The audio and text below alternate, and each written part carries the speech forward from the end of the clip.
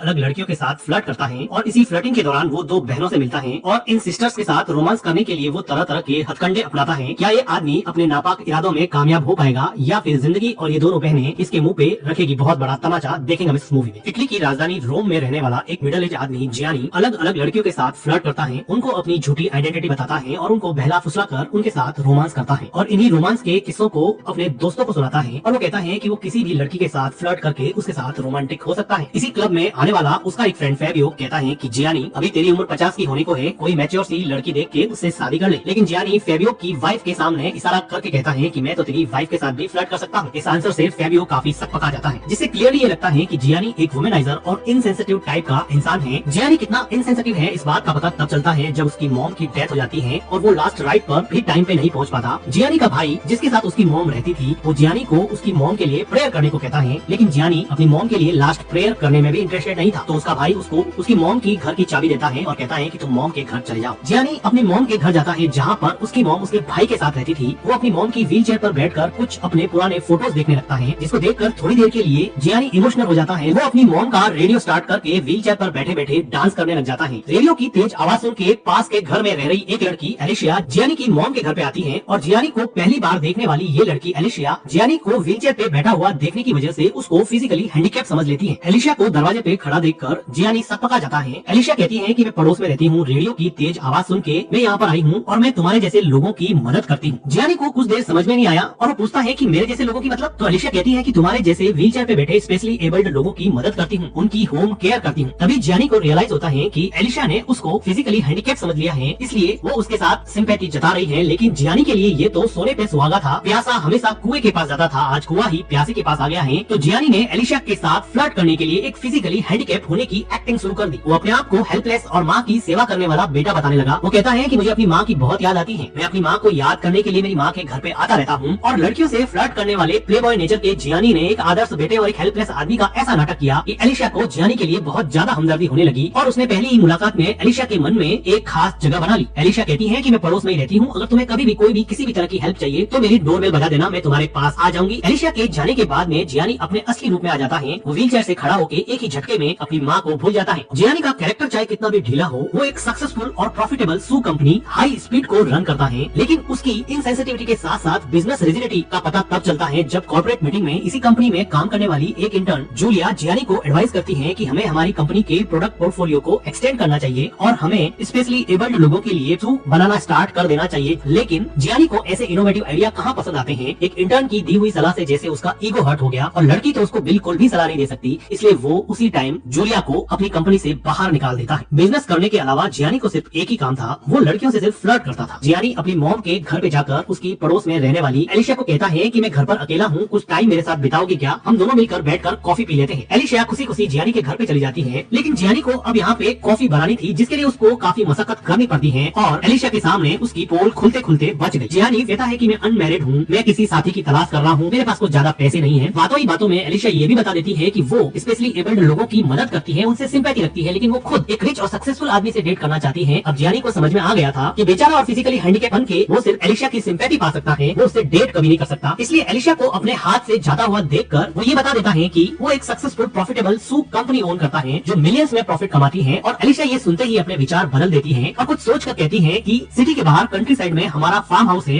तुम वहाँ पर संडे को आओगे क्या, मैं तुम्हें अपनी फैमिली से मिलवाऊंगी। जियानी नेक्स्ट संडे को एलिशिया के बताए हुए फार्म हाउस में पहुँचता है जहाँ की चढ़ाई काफी ज्यादा होती है। उसको उसकी एक्टिंग इतनी भारी पड़ती है कि यहाँ पर पाला हुआ डॉगी उसके लाए हुए फ्लावर्स को खा जाता है और बच्चों का फुटबॉल सर पर खाना पड़ता है। पर क्या करे, एलिशिया से फ्लर्ट भी करना है। एलिशिया अपनी फैमिली से जियानी को मिलवाती है जहाँ पर उसकी फैमिली में उसकी ग्रैंडमदर जो कि ऑक्सीजन टैंक पर जिंदा थी वो एलिशिया की खास दोस्त होती है। थोड़ी देर बाद में जियानी देखता है कि वहाँ पर एक और लड़की चियारा आई है। को देख के जियानी को लगा कि उसको तो डबल धमाका ऑफर मिल गया, लेकिन उसके चेहरे की खुशी थोड़ी देर में गायब हो जाती है जब चियारा एक व्हीलचेयर निकालती है और व्हीलचेयर से उसके पास आती है। अब जियानी को ये पता चल गया कि एलिशिया ने सच में उसको अपनी बहन चियारा से डेट करने के लिए बुलाया है, ना कि एलिशिया के साथ डेट करने के लिए। खैर जियानी यहाँ से उठकर जा नहीं सकता था, इसलिए वो चियारा से बात करने की एक्टिंग करता है। चियारा उसको बताती है कि वो प्रोफेशनली एक म्यूजिशियन है, एक वायलिन प्लेयर है, वो बहुत अच्छा पैराप्लेजिक टेनिस भी खेलती है। इन सब बातों को जियानी रिलक्टेंटली सुन रहा था। क्लब में जाकर अपने साथ हुई इस घटना के बारे में जियानी अपने फ्रेंड्स को बताता है। अब जैसे उसके फ्रेंड्स को तो मौका मिल गया था, वो कहते हैं कि तू बहुत बड़ा फ्लर्टिंग का एक्सपर्ट है, अगर तुम इस स्पेशली एबल्ड चियारा के साथ रोमांस करके बताएं तो हम तुझे मानेंगे। लेकिन जियानी कहता है कि मुझे स्पेशली एबल्ड लोगों लोगों में कोई इंटरेस्ट नहीं है। उसके दोस्त कहते हैं कि फिर हम तुझे नहीं मानेंगे। अब जियानी का ईगो हर्ट हो गया था और वो अपने दोस्तों से शर्त लगाता है कि वो चियारा के साथ फेक रोमांस करके उसके साथ रोमांटिक हो जाएगा। इधर एलिशिया जियानी की मॉम के घर पे आती है और जियानी के बड़े भाई को बताती है कि तुम्हारा भाई जियानी कितना अच्छा है, कितने लोगों की मदद करता है। लेकिन जियानी के भाई को पता था कि उसका भाई जरूर उस लड़की को फंसाने के लिए फिजिकली हैंडीकैप होने की एक्टिंग कर रहा है। लेकिन जियानी का भाई फिलहाल एलिशिया को कुछ नहीं पता था। आज चियारा जियानी के ऑफिस में आ गई है और उसके सामने अचानक आ जाने की वजह से अब जियानी यहाँ पर भी फिजिकली हैंडीकैप होने की एक्टिंग करता है। चियारा का विश्वास जीतने के लिए जियानी कहता है कि उसकी कंपनी जल्दी स्पेशली एबल्ड लोगों के लिए शू लॉन्च करने वाली है, जो कि एक झूठ था। चियारा कहती है कि आज मेरे टेनिस का मैच है, क्या तुम देखने चलोगे क्या? जियानी खुशी खुशी चियारा का टेनिस मैच देखने जाता है, जहाँ पर चियारा की परफॉर्मेंस देखकर जियानी को सच में ही लगा कि चियारा फिजिकली डिसेबल होने के बाद में भी बहुत टैलेंटेड है, वो एक स्पेशली एबल्ड है। उसके मन में पहली बार चियारा के लिए थोड़ा रेस्पेक्ट पैदा हो गया था, लेकिन उसके लिए अभी भी दोस्तों से लगाई हुई शर्त जीतना सर्वोपरि था। कुछ दिनों के बाद में जियानी रूम से ट्यूरिंग जाता है, जहाँ पर चियारा अपने ऑर्केस्ट्रा ग्रुप में वायलिन बजाकर परफॉर्मेंस दे रही थी और पूरा ऑडिटोरियम चियारा की परफॉर्मेंस देख के उसको खूब प्रेज कर रहा था। परफॉर्मेंस के बाद जियानी चियारा को एक हाई एंड रेस्टोरेंट में डिनर करवाने ले जाता है। डिनर के समय जियानी अपना सच चियारा को बताना चाहता है, लेकिन उसको ऐसा लगता है कि वो सच बता देगा तो चियारा उससे कभी भी बात नहीं करेगी, इसलिए वो अपना सच उसको नहीं बता पाता है। रेस्टोरेंट में व्हीलचेयर पे बैठा जियानी अपनी व्हीलचेयर को सही ढंग से मैनेज नहीं कर पा रहा था, जिसकी वजह से चियारा को जियानी पर डाउट हो जाता है। लेकिन फिलहाल चियारा जियानी को पसंद करने लगी थी। उसको ऐसा लगने लगा कि उसकी बहन एलिशिया ने उसको फाइनली एक सूटेबल लाइफ पार्टनर से मिलवा दिया है। डिनर के बाद में जियानी चियारा को उसके होटल तक छोड़ के आता है, तो होटल के गेट पर जियानी चियारा को कहता है कि एक लास्ट ड्रिंक तुम्हारे होटल के रूम में हो जाए। अब क्योंकि चियारा जियानी को पसंद करने लगी थी, तो वो उसको हाँ बोल देती है और अपने रूम में इनवाइट करती है। होटल के अंदर जाकर जियानी और चियारा एक दूसरे से बातें करते हैं और काफी क्लोज आ जाते हैं। चियारा सच में ही जियानी से प्यार करने लगी थी, जबकि जियानी सिर्फ अपनी शर्त पूरी करने में लगा था। लेकिन चियारा अभी भी जियानी के साथ पूरी तरह से कंफर्टेबल नहीं है, इसलिए वो जियानी को आगे बढ़ने से रोक देती है। होटल के बाहर आकर जियानी अब फिजिकली हैंडीकैप होने की एक्टिंग बंद कर देता है, जो ये बताता है कि वो स्पेशली एबल्ड लोगों के लिए कितना इनसेंसिटिव था।